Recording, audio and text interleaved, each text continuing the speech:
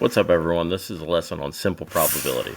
Just to get us warmed up, here's 4 questions that you can use to get yourself warmed up for this lesson. So pause the video now and give these a try. When you're ready, unpause the video and we'll go over them. All right, here we go. First one says combine the following: 2x plus 5y minus 1x plus 10y. We're combining two different like terms in this. So we're just going to set up a bucket for the x's and a bucket for the y's. We have 2 positive x's and we're subtracting one of them, which would give us 1 positive x, and then we have 5 positive y's being combined with another 10 positive y's, which would give us a total of 15y. Second one, Mr. Archer can walk 3/4 miles in 1/5 of an hour. At this rate, how far can he travel per hour? So in this problem, we're comparing miles and hours. Our given ratio would be 3/4 of a mile being compared to 1/5 of an hour. In this problem, we're trying to figure out how many miles he can travel if we know that he's going for per hour being 1 hour. So notice I'm putting my 1 where my hours are going, okay, and an x in the mile spot. When we cross multiply, 1/5 times x would give us 1/5 x, and 3/4 times 1 would be 3/4. Again, the most important thing in this is that we're getting the division problem right, so I'm just writing it out down here. 3/4 divided by 1/5, so off to the side I did 3/4 divided by 1/5, did my keep change flip. 3 times 5 is 15, and 4 times 1 being 4, so we would get a final answer of 15/4. Solvent number 3, 5 times x is the same as 65. I know I'm trying to get x by itself here on the left.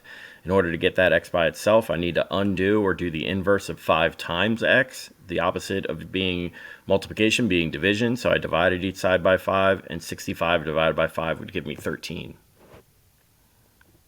And then the final one down here, which of the words best describes the chance of one random student being selected in a class of 30 students? All I did was take a look at my kind of probability number line here, 0 being impossible, 100 being absolutely certain it's going to happen. Well, if I'm only selecting 1 out of the 30 students, that only leaves me about a 3% chance of someone being called on, which is unlikely. All right, today we're going to be taking a look at simple probability. Simple probability is the number of ways an event can occur over the total number of possible outcomes. When we say an event, that's just what's going on in the problem, like rolling a dice, spinning a spinner, flipping a coin. We just want to see how many ways that what they want it to happen actually can happen. And then the total number of outcomes is just the total amount of different things that could happen. The important thing in this lesson and going forward is that probability should always be reduced fractions or converted to a decimal. So make sure you have a calculator of some sort. If you need a calculator, up top here, I gave you the Bitly EOG Calc. That'll take you to a Desmo calculator that you can use for this lesson. So first up, we're going to do some examples using a dice. Dice is just a fair number cube that's labeled 1 through 6. So first thing that we want to take a look at is our dice. We have the numbers 1, 2, 3, 4, 5, and 6. There's 6 different numbers, and each one can happen one time.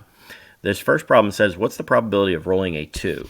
Well, if I look at my dice, I notice that there's only 1 2 out of the 6 different numbers. Now, an important strategy that you can use in this, outside of having some kind of visual to look at, is to write down what you're looking for. So we use the letter P to stand for the probability, and then we just put what we want to happen inside the parentheses. So this time we wanted to roll a 2, so I put a 2 inside my parentheses, so this would be the probability of a 2. And again, since there was only 1 2 out of the 6 numbers, there's a 1 in 6 chance, or 1/6 of a chance. And if we convert that to a decimal, it would be 0.16 repeating, or about 16%. The second example, what's the probability of getting a 5? Well, again, if I look at my spinner, I see that there's only 1 5. The same as the probability of getting a 2, which was 1 out of 6. The probability of getting any single number, since they all only show up one time, would be 1 out of 6.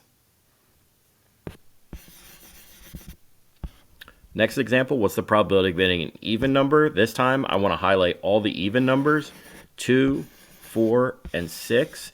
There were a total of 6 numbers again on this dice, but 3 of them were even.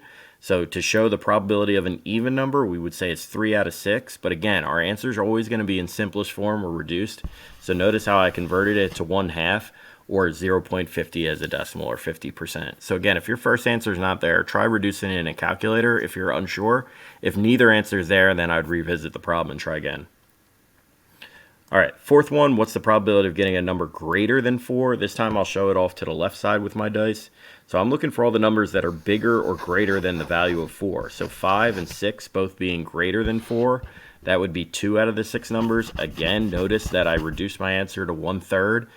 And if I wanted to convert it, it would be 0.3 repeating, which is about 33%.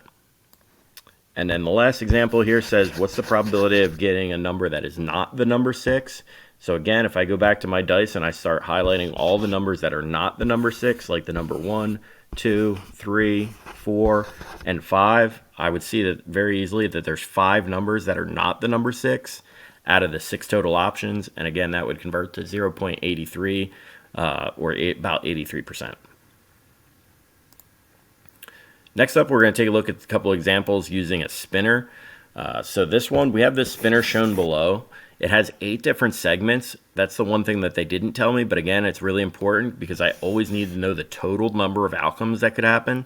So in this, it could land on a red, a yellow, an orange, another red, green, blue, another orange, or even another green segment. So this first problem wants to know, what is the probability of spinning a green? Well, if I look at my spinner, I notice that there's only 2 segments on there that are green. So since there are only 2 out of the 8 that are green, that would be our answer. There's 2 greens out of 8 different things that could happen. All right, number 2 says, what's the probability of getting something that is not the color blue? So if I look here, again, everything that's not blue, like the red, the yellow, the orange, the red, the green, the orange, and the other green, there are 7 different colors on there that are not the color blue out of the 8 total options.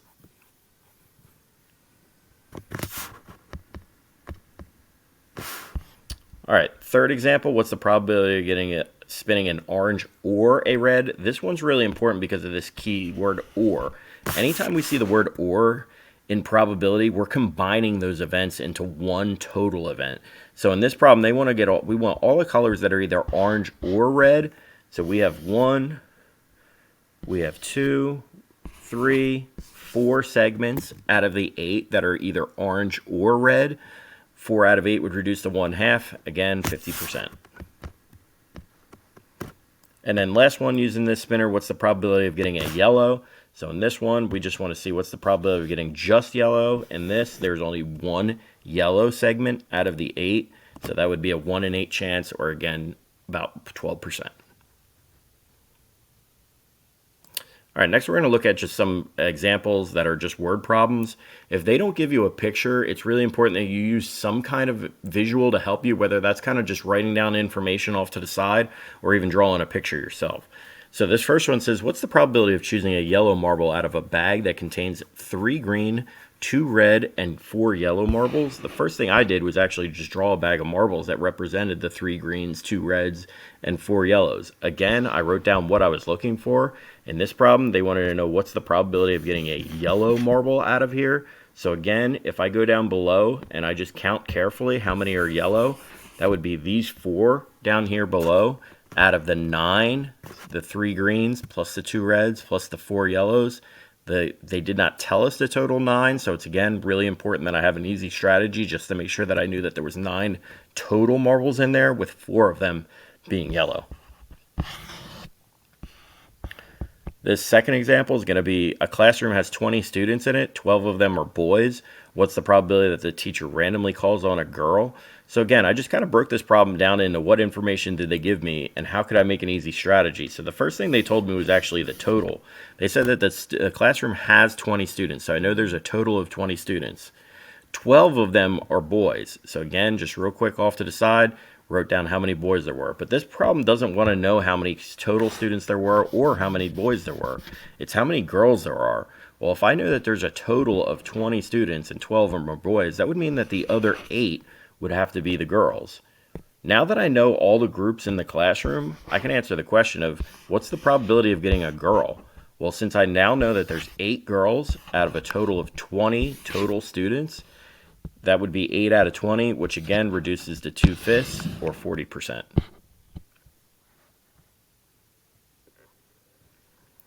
All right, last example here. Terry placed 6 number tiles into a box, labeled the tiles 4, 7, 10, 11, 14, and 21. He will pick one of the number of tiles from the box without looking. What's the probability that he gets an even number? So again, what I did here was just make a little easy strategy just to help me out. So I knew that there was these 6 numbers placed into a bucket. So I put them in there. Again, I was looking for an even number out of those 6 different numbers. 4, 10, and 14 being even numbers. And since I knew that there was 3 even numbers out of a total of 6 total, it made my answer real quick, easy, 1/2. So again, if you look at the answer choices that were given to us on this, they did not show us the 3/6 answer because again, probability is always reduced. So again, if your first answer is not there, it's important that you reduce your answer, see if that answer is there. Again, if neither answer is there, then you know it's time to try again. All right, and last is just a quick little practice problems before you give some additional practice some tries. So on this, we have a spinner.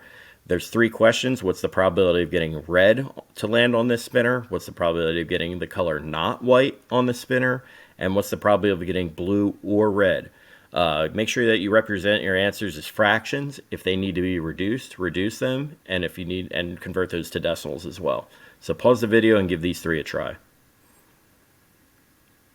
All right, let's take a look at these 3 that were up here. First one, probability of getting red. I noticed that there's 1, 2, 3 red sections out of a total of 6. 3 out of 6 reduces to 1/2, and 1/2 would be 0.5 or about 50%.